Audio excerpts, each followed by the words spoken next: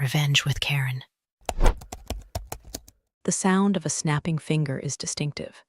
It's a sharp, percussive demand that cuts through the hum of server fans and the murmur of six-figure deals being negotiated over lukewarm sparkling water.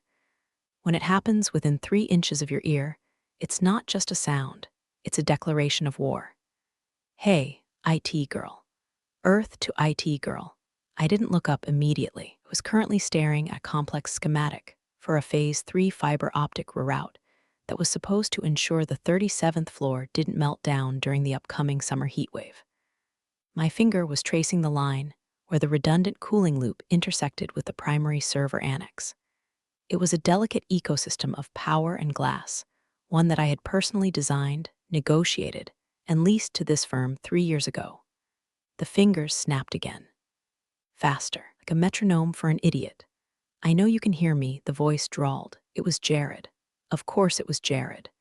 Jared was 26, wore a fleece vest that cost more than my first car, and had the job title of Director of Visionary Ops, which, as far as I could tell, meant his daddy was the vice president of the holding company.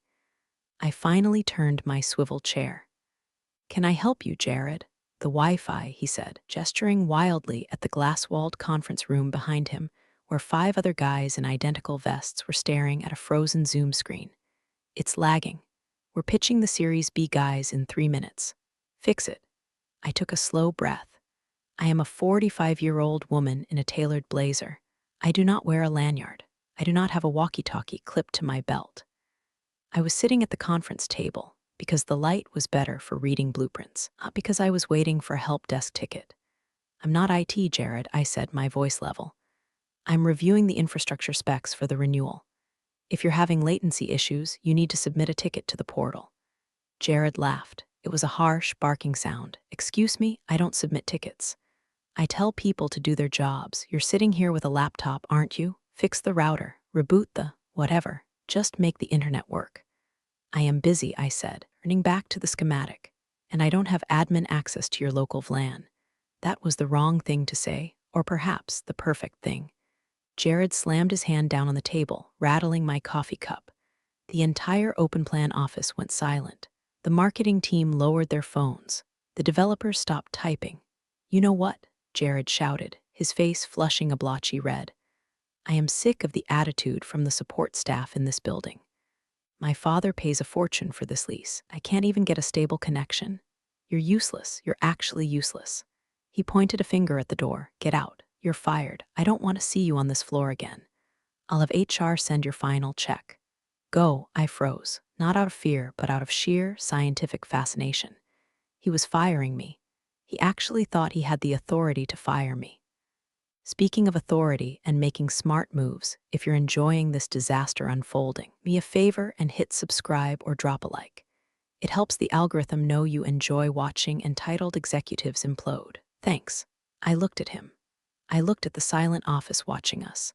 I looked at the folder under my hand, the one containing the lease renewal addendum that was the only reason his Visionary Ops Center had power redundancy. "You're firing me?" I asked, just to have it on the record. "I'm firing you," Jared spat. "Get your shit and get out." Now, stood up. I didn't argue. I didn't explain that I wasn't an employee of Next Gen Synergies, but rather the independent infrastructure overseer for the entire Skyline Tower. I didn't mention that the IT girl he just screamed at held the master key to the building's neural network. I simply closed my laptop. I capped my pen. I picked up my leather folio, leaving the unsigned renewal contract sitting in the center of the mahogany table. "Understood," I said calmly. "Good luck with the Series B pitch, Jared." I walked to the elevator. I could feel 60 pairs of eyes on my back. I didn't rush. I pressed the button, waited for the chime, and stepped inside. As the doors closed, I saw Jared smugly high-fiving one of his vest buddies, thinking he had just asserted dominance. He hadn't asserted dominance. He had just severed the artery keeping his business alive. He just didn't know it yet. The elevator ride down to the lobby was smooth. Skyline Tower prides itself on its elevators. High-speed, whisper-quiet, serviced weekly. I know they're serviced weekly because I sign the vendor invoices. I stepped out into the lobby, the cool air conditioning hitting my face, and nodded to the security chief, grim-faced Larry, who was monitoring the camera bank. "Afternoon, Miss Tess," Larry grunted.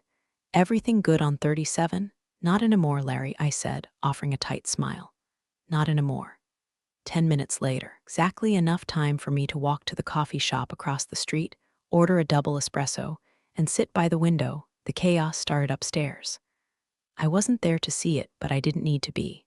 I knew the script. I had written the stage directions. Up on the 37th floor, Marcus, the building manager, walked out of the service elevator.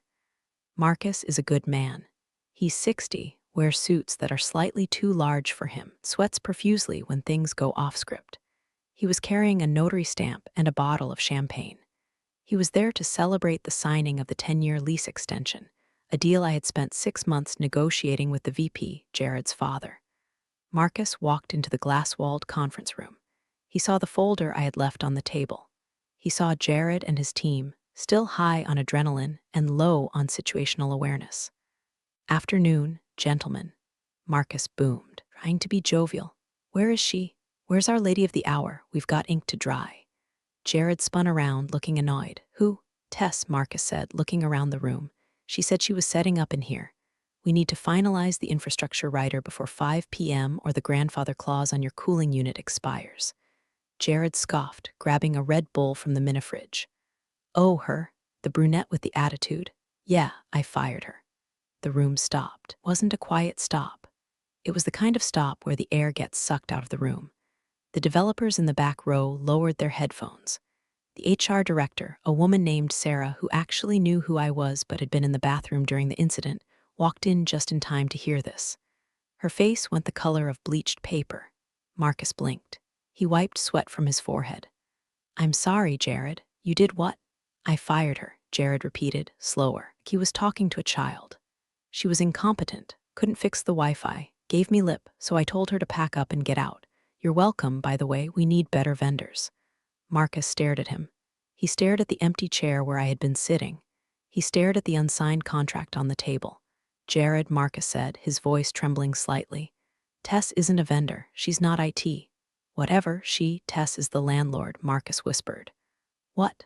"Technically. He's the independent infrastructure overseer and leaseholder for the commercial zones," Marcus said, his volume rising as the panic set in. "She owns the rights to the fiber trunk you use. She owns the lease on the backup generators. She holds the master agreement for this entire floor. I just manage the janitors, Jared. She decides if this building has a pulse." Jared laughed nervously. "You're joking." "She was looking at a laptop. She was rewriting your lease." Marcus yelled. "Fired the person who was about to save you $2 million in retroactive utility fees." Jared's smile faltered. He looked at the folder on the table. He reached out and flipped it open. There, on the first page, in bold Arial font, Infrastructure Reliance Agreement, prepared by Tess R. Morrison, Managing Partner, Skyline Infrastructure Holdings. "Oh," Jared said, a small, weak sound. "She walked out," Marcus asked, grabbing the table for support. "She say anything?" she said. "Understood," Jared mumbled. Marcus closed his eyes. "Oh God, she accepted the termination of the negotiation." "Jared, you didn't fire an employee. You just terminated your own service contract." Down on the street level, I watched my phone. A text came through from Marcus. "Please tell me he didn't." I took a sip of my espresso. I didn't reply. The door had closed. Now I was going to lock it. Office is not on the 37th floor. It is on the 4th floor, tucked behind the mechanical rooms and the freight elevator banks. It doesn't have a view of the city skyline. It has a view of the backup diesel generators and the massive cooling towers that hum with a low, thrumming vibration I find incredibly soothing. This is the brain of the building. The glass suites upstairs are just the decoration. I unlocked the heavy steel door and stepped inside. It was cool, quiet, smelled faintly of ozone and expensive paper. I sat down at my desk, a sprawling slab of oak covered in monitors, and woke up my workstation. I didn't feel angry. I really didn't. Anger is inefficient. Anger is messy. What I felt was a profound sense of obligation to the terms of the contract. Jared had been very clear. He didn't want me there. He didn't want my services. As a professional, I was bound to respect his wishes. I pulled the Next Gen Synergies binder from the shelf.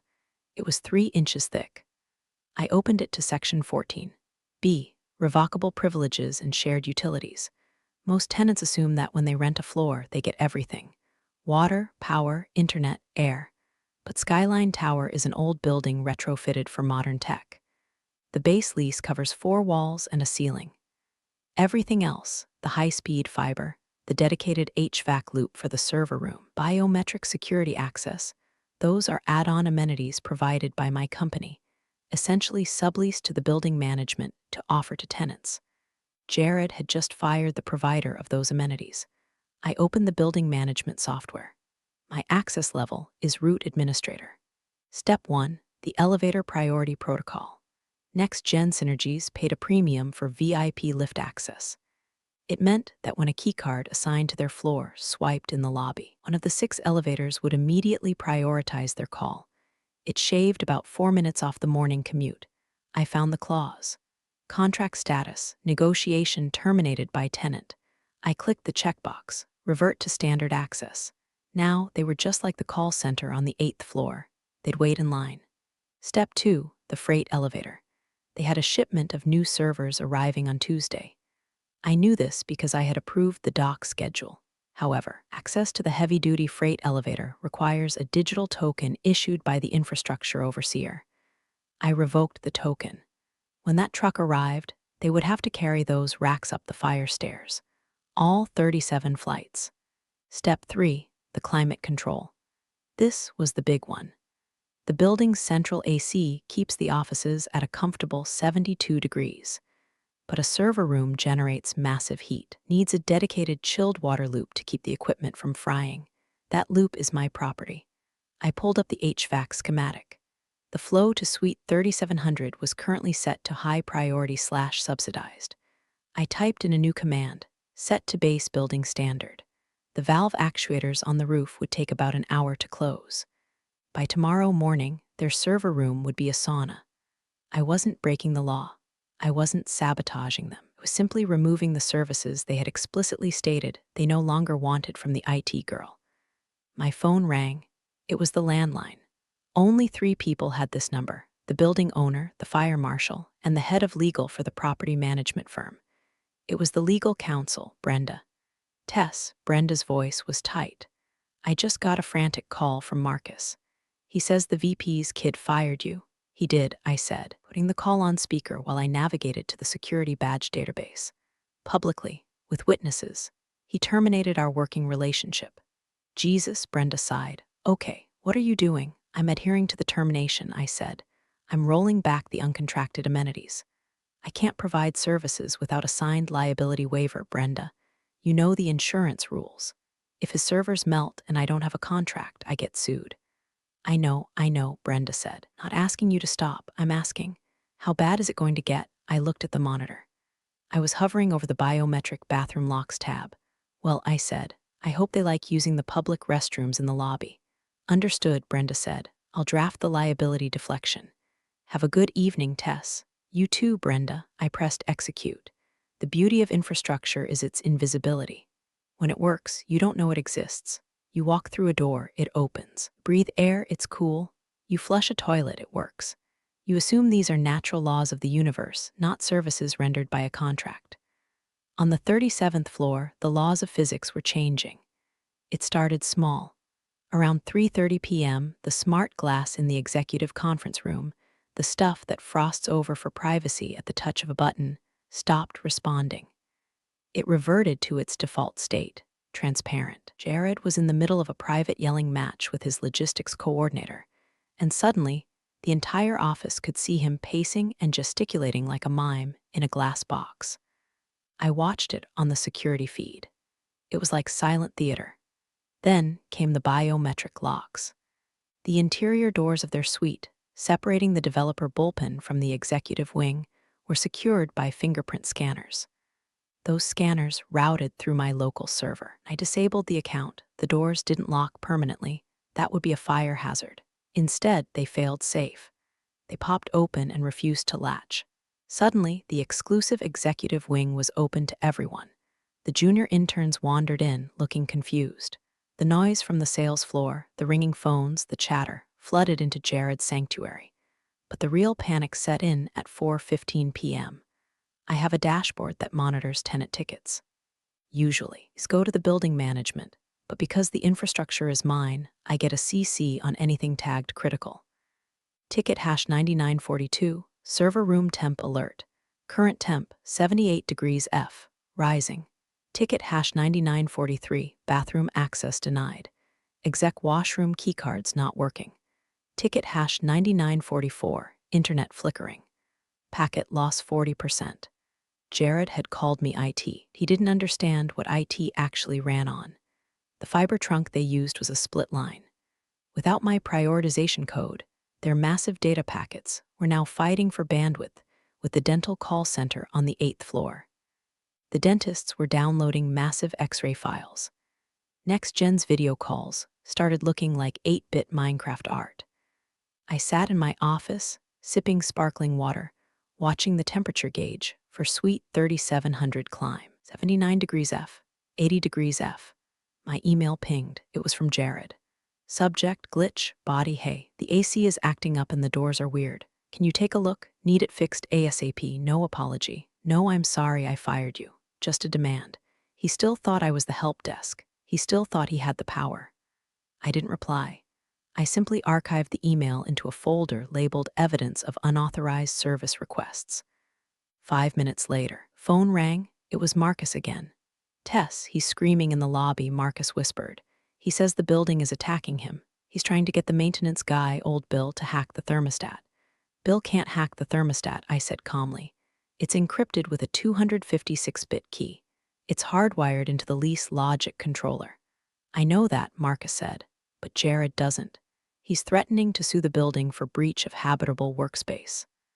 Let him, I said. Lease guarantees a temperature of 74 degrees for standard office space. It does not guarantee cooling for a high-density server farm. That was an addendum. The one he didn't sign. He's asking for you, Marcus said. He's asking where the hell the IT girl went.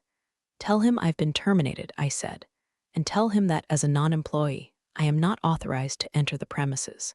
He's going to call his dad, Marcus warned. I'm counting on it, I said. 82 degrees F in the server room. The automated safety protocols kicked in. The servers began to throttle their CPU speed to prevent overheating. The Series B pitch deck they were trying to upload, it was now moving at the speed of a 1998 dial-up connection. I checked the freight elevator camera. A delivery guy was standing there with 10 boxes of pizza for the team working late. He swiped his card. Red light. He swiped again. Red light. He shrugged, turned around, and left the pizzas with the front desk security. Jared's team was going to be hungry, hot, and stuck in a room with open doors and slow internet. The chain reaction had begun. While Jared was sweating through his fleece vest upstairs, I was straightening my blazer. I had a lunch meeting scheduled for the next day, but I decided to move it up to dinner. I walked across the street to the Capitol Grill. It's the kind of place where the steak is aged for dry weeks and the waiters know your name. I was meeting Robert Vance, the CEO of Omnitech. Omnitech was NextGen's direct competitor. They were a solid, unpretentious company that had been trying to get a foothold in Skyline Tower for 2 years. They were currently crammed into a sublet on the 12th floor, desperate for more bandwidth and better cooling for their own expansion. Jared's father had outbid them for the 37th floor 3 years ago. Robert stood up when I arrived. He was a man in his 50s, silver hair, impeccably polite. Tess, he said, shaking my hand. I didn't expect to hear from you so soon. Is everything all right with the infrastructure renewals? Everything is changing, Robert, I said, sliding into the booth. I placed a thin folder on the table. I ordered a Pinot Noir. Robert waited, his eyes on the folder. Have a unique situation, I began. A block of high-priority infrastructure capacity has just become available. Immediate availability. Redundant fiber loop, dedicated chilled water cooling, and VIP elevator priority. Robert raised an eyebrow. I thought NextGen had that locked down for another 5 years. The renewal was a formality, wasn't it? The renewal was rejected, I said, choosing my words carefully. Tenant representative terminated the negotiation and the service provider, effectively immediately. Robert stared at me. He was a smart man. He didn't ask for the gossip. He looked at the opportunity. How much capacity? Enough to run your new AI division, I said. And since the physical infrastructure is already routed to the riser, I can divert the bandwidth to your floor in, about 10 minutes. And the cost? Standard market rate, I said, plus a signing bonus for the expedited service, and a 5-year commitment. Robert smiled. It was the smile of a predator who just found a wounded gazelle. Tess, if you can get me that bandwidth by tomorrow morning, I'll sign the 5-year deal tonight. My CTO has been screaming for more fiber. I have the contract right here, I said, tapping the folder. And I can have the bandwidth rerouted by the time we finish our stakes. We spent the next hour reviewing the clauses. Robert didn't snap his fingers. He didn't call me IT girl. He asked intelligent questions about latency guarantees and power load balancing. He treated me like what I was, the landlord of the invisible world. As I signed the counter-signature, my phone buzzed. It was a notification from the building system. Alert, tenant 3700 Next Gen, attempting unauthorized access to breaker panel 4. Jared was getting desperate, was trying to physically reset the breakers, thinking it was a fuse issue. Is everything okay? Robert asked, seeing me check my phone. Just a minor glitch in the old system, I said, putting the phone away. So, Robert, about the freight elevator. I have a slot opening up on Tuesday morning. Do you have any equipment you need to move in? Actually, Robert said, we have a new server rack sitting in a warehouse in Jersey. We've been waiting for a slot. Bring it in, I said. Clear the path. I walked out of the restaurant with a signed contract worth $1.2 million over 5 years. I had just sold Jared's bandwidth to his biggest rival. And the best part? The fiber cables ran physically through the ceiling of the 37th floor to reach the 12th. Jared would be literally sitting under the internet speed he used to have, listening to it hum as it worked for someone else. The next morning, Friday, legal machinery finally ground into gear. I was in my office at 8:00 a.m. I like the mornings. The building is waking up, the systems are ramping up. I watch the graphs on my monitors. Tenant 1200 Omnitech, bandwidth usage spiking. Efficiency 98%. Tenant 3700 Next Gen, bandwidth usage critical. Packet loss 65%. Temp 84 degrees F. At 8:15 a.m., the phone rang. Wasn't the internal line. It was an outside number. Area code 212, New York, corporate legal. This is Tess, I answered. Miss Morrison, this is Alan Sterling, General Counsel for Next Gen Synergy's parent corp. His voice was smooth, expensive, and currently strained. I'm looking at a very disturbing report from our satellite office in Texas. They claim the building is experiencing a catastrophic failure of services. Mr. Sterling, I said pleasantly, I'm familiar with the situation. However, I would correct your terminology. The building is functioning perfectly. The services to Suite 3700 have simply been aligned with their current contractual status. Contractual status? Sterling paused. I could hear him shuffling papers. I have a lease agreement here that runs through 2028. You have a base lease for the square footage, I corrected. Please refer to Addendum C, subsection 4, guarding technological amenities. It states clearly that high-speed fiber, enhanced cooling, and security integration are month-to-month services provided by the infrastructure overseer, subject to annual renewal. And the on-site representative, Mr. Jared Vance, terminated the provider of those services yesterday, verbally and publicly. He dismissed the renewal negotiation. Silence. Long, heavy silence. He fired you? Sterling asked. Smooth veneer was cracking. He did. He mistook me for technician, insulted my competence, and ordered me off the premises. As per the harassment clause in my vendor agreement, I complied immediately. Miss Morrison, Sterling's voice dropped an octave. You and I both know Jared is excitable. He's the VP's son. But we cannot have these systems offline. We are bleeding data. We are missing deadlines. What do we need to do to fix this? Well, I said, leaning back in my chair. Usually, I would simply reopen the negotiation. But unfortunately, the capacity that Next Gen released has already been acquired. Acquired? By whom? I can't disclose other client details, but the bandwidth has been reallocated. The cooling load has been shifted. You sold our internet. Sterling sounded like he was choking. I sold the available internet, I said. I can't sit on inventory, Alan. You know business. Okay, Sterling said. Okay, look, I'm going to call the VP. I'm going to call Jared. We need a meeting today. Name your time. I'm fully booked today, I lied. I was planning to reorganize my filing cabinet. I can squeeze you in on Monday morning. 9 o'clock a.m. Monday, that's 3 days. The servers will melt by Monday. I suggest you tell them to power down non-essential systems, I said. Maybe turn off the lights. Open a window. Oh wait, the windows don't open. Pity. Tess. Ease Monday, Alan, and tell Jared to bring a pen. A working one. I hung up. Monday was going to be interesting. But first, they had to survive the weekend. A skyscraper is a living organism. If you stop feeding it, it starts to die. By Friday afternoon, the 37th floor was unlivable. The temperature had stabilized at a sweltering 86 degrees. The air was stale because the circulation fans, which relied on the same control logic as the cooling, defaulted to minimum turnover to save energy. It smelled of body odor, warm plastic, and desperation. Most of the staff had gone home. They claimed remote work, but without the VPN functioning, hosted on the overheated servers, they were effectively on paid vacation. Only Jared and a skeleton crew remained, trying to salvage the servers. They had brought in portable fans from Walmart. It was pathetic. Little white plastic fans buzzing against a wall of industrial heat. I went home for the weekend. I gardened. I read a book. I slept soundly. Monday morning, 9:01 a.m. The system goes dark phase wasn't something I triggered manually. It was an automated expiration. You see, the electronic keycards used by the staff had a rolling encryption code that updated every 72 hours via the network. If the network didn't update the keys stopped working. It was a security feature I had installed to prevent former employees from accessing the building. The update was scheduled for Sunday midnight. The network was down. The update failed. I arrived at the lobby at 8:45 a.m. It was a scene of beautiful chaos. 30 employees from NextGen were standing at the turnstiles. They were swiping their badges.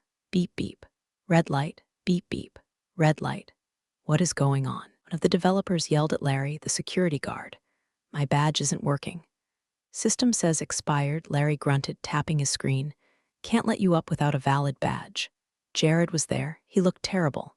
He was wearing the same clothes as Friday. He hadn't shaved. He saw me walk in. I was wearing a cream-colored suit. I was holding a latte. I breezed past the turnstiles, tapped my MasterCard beep, green light, and walked through. You, Jared shouted, lunging over the velvet rope. Larry stepped in front of him, massive arms crossed. Back up, sir, Larry warned. She's doing this. Jared screamed, pointing a trembling finger at me. She locked us out. I stopped and turned. The lobby was crowded. People from other companies were watching. I didn't lock you out, Jared, I said, my voice carrying clearly. Your security protocol requires a network handshake to validate credentials. You don't have a network. Therefore, don't have credentials. Fix it, he screamed. Just fix it. I have a meeting at 9:00 a.m., I said, checking my watch. With the tenant representatives. Are you the representative? Because from where I'm standing, you look like a trespasser. I turned to the elevator. 4th floor, I said to the voice command. The door slid shut, cutting off the sight of Jared trying to explain to his own employees why they couldn't go to work. Upstairs, the 37th floor was dark, hot, and silent. The servers had finally engaged their thermal shutdown. The lights were off because the motion sensors hadn't received a keep alive ping. It was a ghost town, and I was the one holding the exorcism manual. The conference room on the 4th floor is nothing like the glass box upstairs. It's windowless, soundproofed, and lit by harsh fluorescent strips. It's an interrogation room disguised as a meeting space. At 9:00 a.m. sharp, the door opened. Marcus walked in first, looking relieved that I was taking the lead. Then came Alan Sterling, the lawyer, looking exhausted. Then came the VP, Thomas Vance, Jared's father. He was a short man, bald, with eyes like flint. He wore a suit that cost more than my annual salary. Finally, Jared trailed in. He looked like a beaten dog, but a dog that would still bite if you turned your back. They sat down on one side of the table. I sat on the other. Alone. Miss Morrison. Thomas Vance started. His voice was gravel. Let's cut the crap. We are losing $50,000 an hour. My son made a mistake. He thought you were support staff. He was stressed. We apologize. He nudged Jared. Jared looked at the table. I'm sorry, he mumbled. I shouldn't have fired you. Can we just turn the internet back on now? I looked at Jared. Then I looked at Thomas. Mr. Vance, I said, your son didn't just mistake me, publicly humiliated the person responsible for the structural integrity of your business. But that's personal. I can get over personal. The problem is strictly professional. I opened my folder. I pulled out a single sheet of paper. This is the renewal contract for the infrastructure, I said. Thomas reached for it. Fine, we'll sign it. Same terms? No, I said, pulling the paper back slightly. This is the voided contract. Excuse me? Alan Sterling asked. It's a Friday evening. The bandwidth allocation previously reserved for next-gen synergies was released to the open market, I said. It has been purchased. Purchased? Thomas's eyes widened. By whom? Omnitech, I said. Thomas slammed his hand on the table. Omnitech, the guys across the street. You sold our fiber to our competitors. I sold my fiber, I corrected. To a paying client with a signed contract. You didn't have a contract, Thomas. I had a handshake and a renewal that your representative threw in my face. Undo it, Thomas commanded. Cancel their deal. Give it back to us. We'll pay double. I can't, I said. It's a 5-year binding agreement. Penalties for breach are astronomical. Besides, they're already using it. Their traffic is live. So what are you saying? Jared piped up, his voice cracking. We just don't have internet. You have the base building internet, I said. DSL speeds. Good for email. Bad for whatever it is you do. Visionary ops, I believe. We can't run the platform on DSL, Jared shouted. Then I suggest you relocate, I said coldly, because this building can no longer support your needs. Thomas Vance stared at me. He looked at his son. He looked at the lawyer. He realized, finally, the magnitude of the screw-up. You're evicting us, Thomas whispered, without serving an eviction notice. You're starving us out. I'm just the landlord, Thomas, I said, standing up. I just provide the walls. What you do inside them is up to you. But if you want cooling, power, and data, you need a friend in infrastructure, and you don't have one anymore. I walked to the door. Oh, and Jared, I paused. The freight elevator is booked tomorrow. Omnitech is moving in their new server racks. You'll have to wait until Wednesday to move your things out. I'd suggest using the stairs. The move out was painful to watch, which is why I watched every second of it on the security monitors. On Wednesday, the next-gen team began the strategic relocation. That's corporate speak for running away in shame, because I had blocked the freight elevator for emergency maintenance. A loose bolt I found, very dangerous. They had to use the service elevator. It was small. They had to dismantle their server racks piece by piece. Jared wasn't there. I heard through the grapevine. Meaning Marcus told me over beers that Thomas Vance had reassigned his son. Jared was now the director of special projects at a satellite office in Tulsa, Oklahoma. I checked the specs for that office. It's a warehouse district. The internet there is copper wire. Good luck, Jared. Omnitech moved into the 37th floor 2 months later. NextGen broke their lease, paying a massive penalty that went straight into the building owners' pockets. Owners gave me a nice bonus for aggressive yield management. Omnitech is a great tenant. They submit tickets properly. They say please and thank you. They bring donuts to the security guards. I was sitting in the 37th floor conference room again, 6 months later. Robert, the Omnitech CEO, was signing off on a request for additional power. You know, Robert said, looking out at the skyline, I still can't believe they just left. Why would anyone walk away from a setup like this? I took a sip of my coffee. Poor management, I said. They didn't understand the foundation. Well, Robert smiled. We're happy to be here. By the way, my nephew is starting an internship next week. He's a bit of a hotshot. Thinks he knows everything about computers. I froze for a second. I told him, Robert continued, that the first person he introduces himself to is Tess. I told him that if he ever snaps his fingers at you, I'll throw him off the roof myself. I smiled, a real smile this time. He'll be fine, Robert, as long as he knows where the power comes from. I walked back to my office, the bunker behind the elevators. I sat down, checked the monitors. Temp, 72 degrees F. Stable. Bandwidth, optimal. Tenant satisfaction, 100%. I opened my drawer and pulled out a fresh file folder. I printed a label. Omnitech Infrastructure Agreement. I filed it away. The building hummed around me. It was breathing. It was alive. and everything was exactly where it was supposed to be. My dignity was intact. My bonus was cleared. And somewhere in Tulsa, Jared was probably waiting for a PDF to load. We're all healed. Places don't hand out justice memos, but somehow it always finds the right inbox. This story was proof that quiet moves beat loud egos every time. Thanks for listening. I'll see you next time.